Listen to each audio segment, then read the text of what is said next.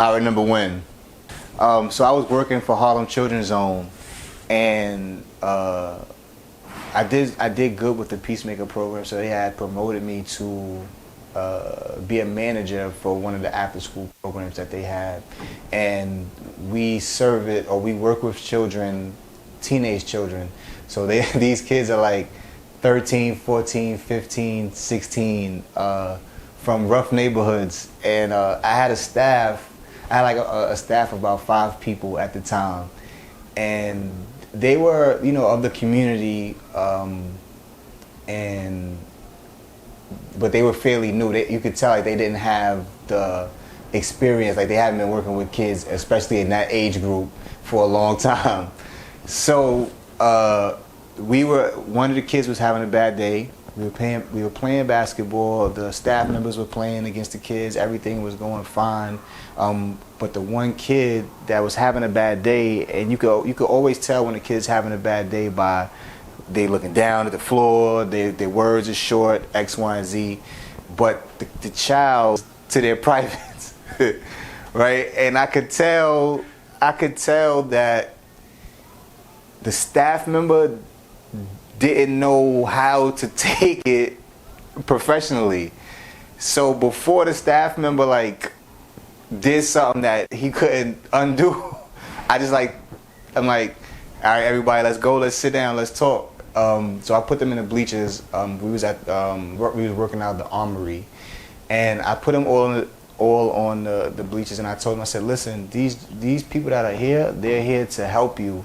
Like, you don't know this gentleman that you invited to your private from a hole in the wall. And it's more than most likely, like, if you would have saw this man outside of this job environment, you wouldn't have did that. But because we're in a safe environment, you chose to want to be a gangster. And like, I told the kid, I'm like, you don't have to be a gangster here. Like, everybody that's here is here for you. Like, in the same way that we would never invite you to our manhood, like, we ask that you don't do that to us. Literally, you do not have to be a gangster here. Like, we are here, like, if you're nervous about going home, we'll walk you home. Like, that's how serious we are about saving your lives and being invested in your lives.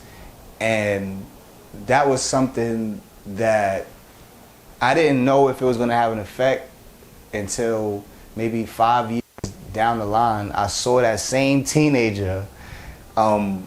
I think I was shopping somewhere. I was shopping downtown at H&M, and I saw that same teenager. And I know, usually when I hear somebody scream, "Hey, Mr. Mustfua," I know them from work, from my working with children.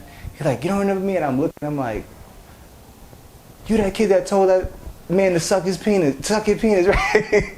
He's like, "Yeah." He said, "Yeah, that was me." He said, "Listen, man, I just want to tell you that you speaking to us at that time, I always remembered that. I always remembered about being, like, not having to be a gangster everywhere and things of that nature." And for him telling me that really, like, inspired me. Like, that helped me out. I was grateful to see the fruits of that, because I didn't see that kid like a lot after that year that I was done with him. Like, I work with so many students, it's like I never get to see the end result, but just him remembering me and remembering that situation was important to me, because it could have went a total different way.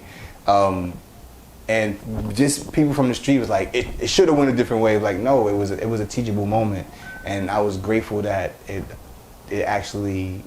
person actually learned it.